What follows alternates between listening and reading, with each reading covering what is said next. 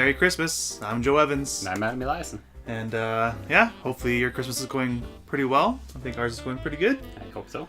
And we got a nice little surprise for you and for us as well. And a bit for you, I think. Yeah, on day 25. Yeah. So the Advent calendar ends in day 24, of course. It does, yeah.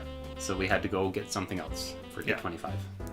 So this is something that I've been holding on to for hard to calculate because one was from over a year ago, one was from earlier this year, and the other one was from about 2 months ago. Okay. So, yeah. So is it still going to be good after a year? Well, we're going to find out. We will. So let's bring them up. So we have the Ninkasi Ground Control. This is the one they released over a year ago. This is one, it's an Imperial Stout, and they took just the yeast, I believe? I believe so, yeah. And threw it into space, brought it back down. Made beer out of it. Made beer out of it. So we've actually had this one. We did. We had kind of like a Facebook review. Yeah. These are some personal accounts. Just on a personal account. So last year, on the deck, we had this beer, and didn't bother recording it or anything like that. We just wanted to enjoy it, sit on the patio, right. And from what I recall, it was actually pretty good. It's very good. It was almost on par with the Flying Monkeys Manifesto. That's right, the Chocolate Manifesto. Not quite there, but pretty dang close. I would agree for sure. Yeah. And so it's been a year. Let's see if cellaring it has changed it at all. Yeah, sounds good. So it did sit in my cellar for the better part of a year. I put it in the fridge probably about a month ago or so. Okay. So it is going to be properly cellared. It is. And then chilled. It is a dark beer, and it's a high alcohol percentage, right? So it is okay to cellar. Yeah, exactly. So it's coming in at 10%. And it's been enjoyed since 2015. Who would have thought? Nice. If you want to read the back of the box, I'll find an opener. Start getting us poured. Alrighty. 7 years after we started brewing in Oregon, we decided the sky was not the limit. 1 year, 2 rockets, and countless lab hours later, we successfully launched a payload of brewer's yeast into outer space with the help of rocket scientists.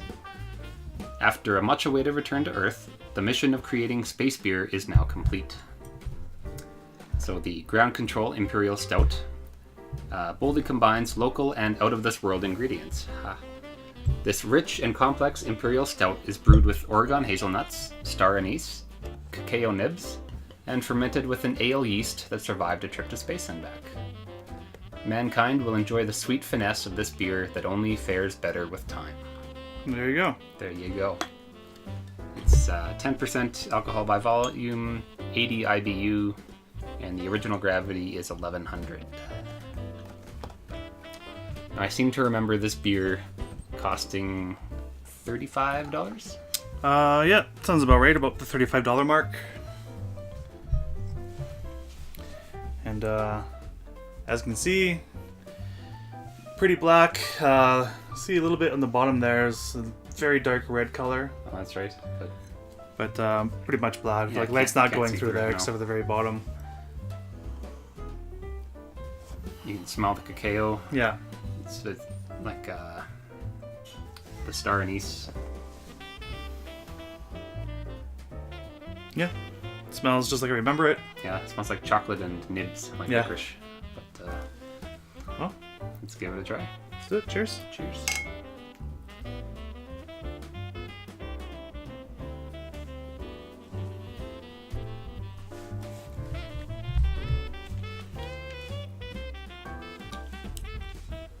I do think cellaring it has changed it. I think so, yeah. It's not as bright as it used to be. I remember it being brighter. Yeah. It's become a bit more heavier. Went from like a semi-sweet to more of a bitter chocolate, I think. That's right. Like more of the sugar got used up, I guess. Yeah, possibly. It's got some alcohol to it for sure. I don't think it's sitting at 10% anymore. You think it's higher? I think it's probably around 11 now. Okay. Not too much like higher, but it's probably sitting at 10.5 to 11, I think. Nice. So, yeah. How do you think it compares to the last time we had it? I'm trying to think back, because it has been over a year. Yeah. But I seem to recall liking it a little bit more. a year and a half ago, I think. Right. Could have been just it was a sunny day, we're out on the deck enjoying a beer. Environment can play a huge determining factor on beer. Could be that we just had 23 or 24 fantastic beers. And That's true. Skewed my That's correct as well. view. But I am still enjoying it. I'm not putting it down by any means. Yeah. But I think you nailed it. Not as bright.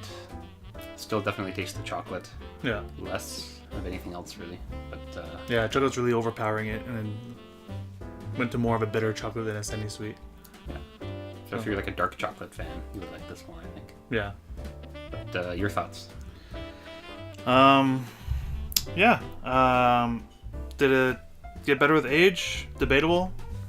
I'm glad we did age it. Yeah, It's kind of fun to see what would happen with it. Absolutely. Would I do it again? Probably not. All right. At least not with this beer. I mean, there's other beers, of course, you'd want to try it with. But, yeah, it's not a bad beer by any means. The last one, I could see myself drinking a whole bottle of it. Yeah. If I wanted to by myself. This one, I don't think I could. You're happy you're sharing it. I'm happy I'm sharing it, yeah. Okay. So, yeah. Nice. That is that beer. That's that beer. I'll have you introduce this beer, and I'm going to get us some fresh glassware because the glassware we had was dirty. Okay. So I'll be right back. Magic. Just me. It's the Adam Eliason Brew Games special. So this is the ground control once again, except this one has been bourbon barrel aged for 4 months, and it is the 2016 edition. So I think it's the second edition brew. It's not the same one we just had aged for a year. It is a second version of the ground control. And he's back. I'm back. Aged for 4 months in a bourbon barrel cask. So, once again, it's the Imperial Stout with Oregon hazelnuts, star anise, cacao nibs. Sounding like the same recipe. So same beer, but basically, I think it's even possibly the same batch. It's not. I was just It's going not? over that. Okay. It's the second edition. Second edition. It's not a year old, and then it's been aged for 4 months in the barrels. Okay. So, it'll be interesting to see how much of that bourbon comes through, Yeah. as well as the oak. Also, this one will be fresher, right? That's right. So maybe we'll have the brightness that we tasted in the. Yeah, those bright notes should return, hopefully. Again, very cool art on the box. Similar style box, but slightly different art. Now, anyone who will recognize these glasses are probably going to hate on me for pouring this kind of a beer in this kind of a glass, just because of the brand it's supposed to be for, but you know what? I don't care. That's right. It's a nice goblet style with a gold rim. And we know the beer's going to be good. I figured it'd be appropriate, so. Taking a look at it, I don't know if it's because of the glassware or not, but this one looks even darker than the previous one that we had. Yeah, there's. I'm not getting any kind of lightness in the, I don't know what we would call that. Yeah. The curve of the glass. The bottom, yeah. Yeah. Looks like a few more bubbles in this one. Yeah, a little bit more active. Smells brighter right away. Yes. But that could be the oak doing that, and maybe the bourbon. But the chocolate's not as intense. That's right. It's not. You Yeah. smell many other things. Yeah, you're not getting just chocolate on this. Well, shall we dig in? Let's do it. Cheers. Cheers.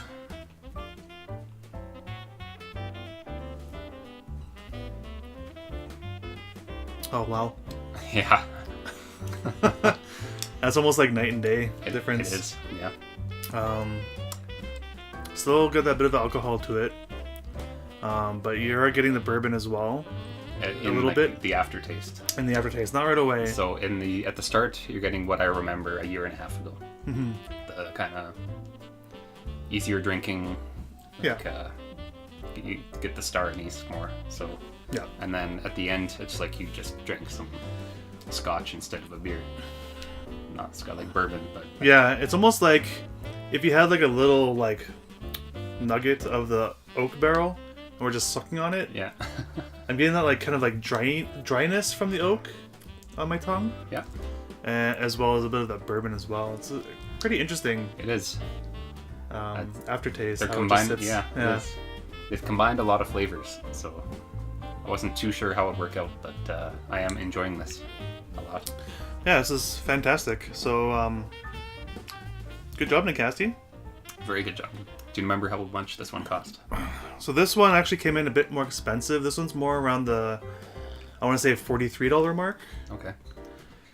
So. But you're paying for the rent, basically, to age Yeah, it in the bourbon barrels. Exactly, right? So. And the barrels themselves. I'm Yeah. Sure. So. Yeah. So, is it worth $43? I'd say yes, personally. Once, absolutely. Yeah. I wouldn't say keep going out and buying this Yeah, thing, it's not but your regular weekly it's definitely thing. a special beer, perfect to share with somebody. $43, not that bad of a deal, I don't You think. split it between two people. Yeah. And yeah, it'd be interesting to see what they come out with in 2017. Yeah. See if they keep going with the ground control and do something else with it, or if it stops here. Yeah. So we'll have to wait and see how that goes. We will. Yeah. But yeah, very good job on this. It's fantastic. Good job. So, This is normally where we would end the show. normally we would end the show, but you made a mention about blending lots of things together in this one. And so we have a little bit of a stocking stuffer for you guys. And that is going to be, if you want to bring it up, the Ninkasi 10-year anniversary ale.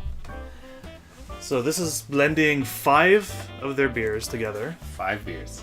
which is like just insane. So we have their Imperial Stout, which is 50% of the blend. Their Barrel Aged Imperial Stout, which is 10% of the blend.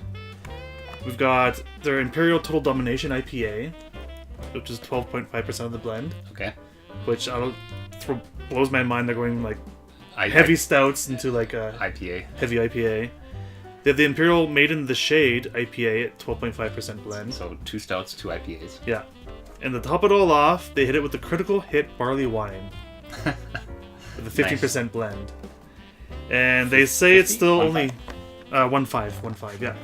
They say it's still only 10%, but I know for sure that Critical Hit is not 10%. Yeah. That's a heavy, heavy barley wine. And they're It's all like- Imperials, right? So, Yeah, well, barley wine might as well be an Imperial, but yeah. but the other one, sorry. Yeah, so we got 4 Imperials and a barley wine together in this box. It does sound The like box more is than like just 10%. super cool. Like, how can you not enjoy that box art? Yeah, even the ground controls, like, they have fantastic Yeah, boxes all around.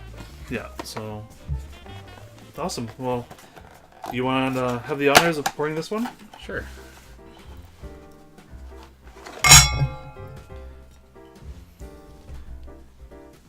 I may struggle with this. You're not used to it. There you go. Did it right. So just reading the back of the box here. N10 commemorates 10 wild and wondrous years of independent brewing in Eugene, Oregon. Crafted with Imperial Stout, Barrel-Aged Imperial Stout, 2 Imperial IPAs, and barley wine, these 5 heavy-hitting beers collide to celebrate one unforgettable decade. Big and flavorful, our N10 blend offers a striking hop intensity followed by a rich backbone of caramel and roasted malt. Enjoy now or save for later. This beer is crafted to change over time in the most delicious way. Cheers! And we got the signatures of Jamie Floyd, the co-founder, and Nicholas Ridge, the co-founder. Which I think is on the ground controls. Yeah. So, thank you. You are welcome. So I figured it might be appropriate to put them in a Trappist Rochefort glass this time. Fair enough. Yeah, you're not seeing anything through that. From the top, you see brown. Do you? I see brown anyway. I'm not seeing that, but Okay. could be the way the lighting's hitting. Could be. Oh wow, yeah, I'm getting the IPAs through that. Yeah, absolutely. Yeah, definitely getting the Imperial IPAs through that. But, Pretty impressive. IPA and more. You don't just smell IPA. You smell. Yeah, no, you're getting the Probably the IPAs, barley the wine. stouts, and I think the barley wine's poking its head through as well. I'm excited to try this. This is gonna be. So, cheers. Cheers.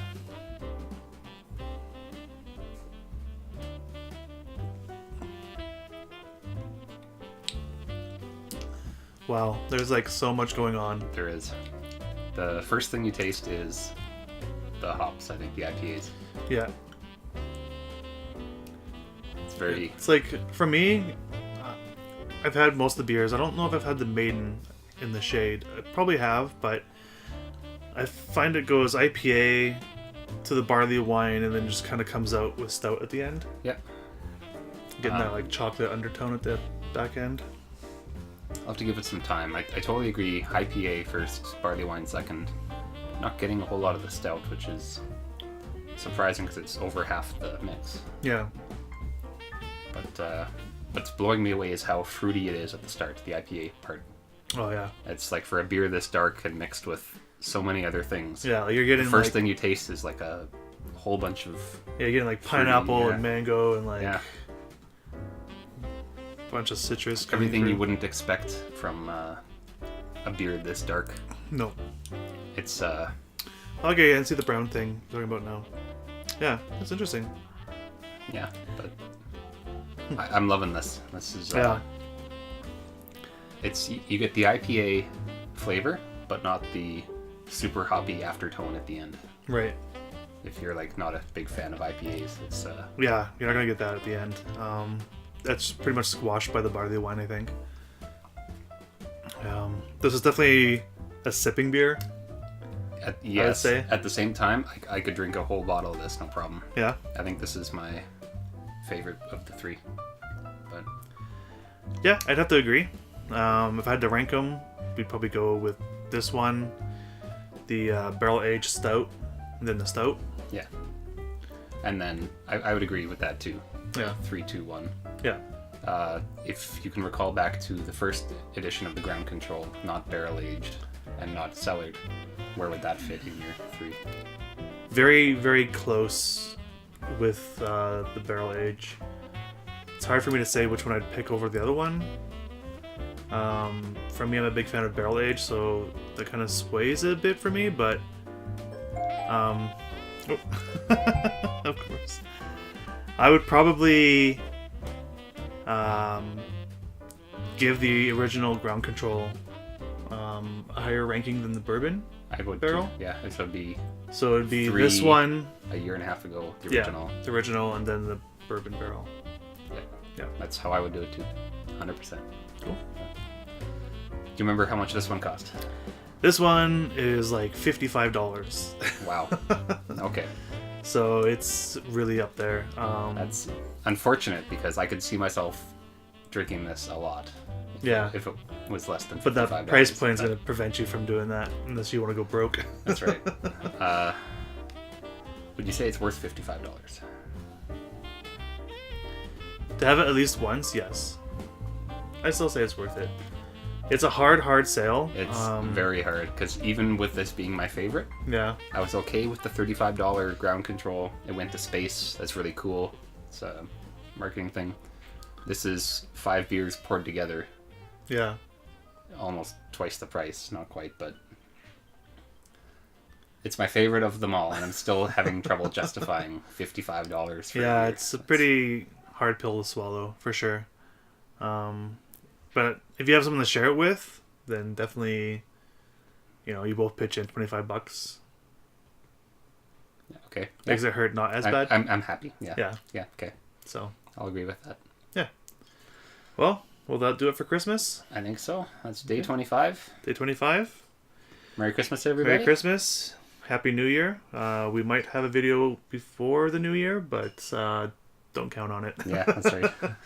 We're going to take some time to relax after those 25 days of drinking. And yeah, we'll probably see you guys in the New Year. We will certainly see you in Okay. the new year.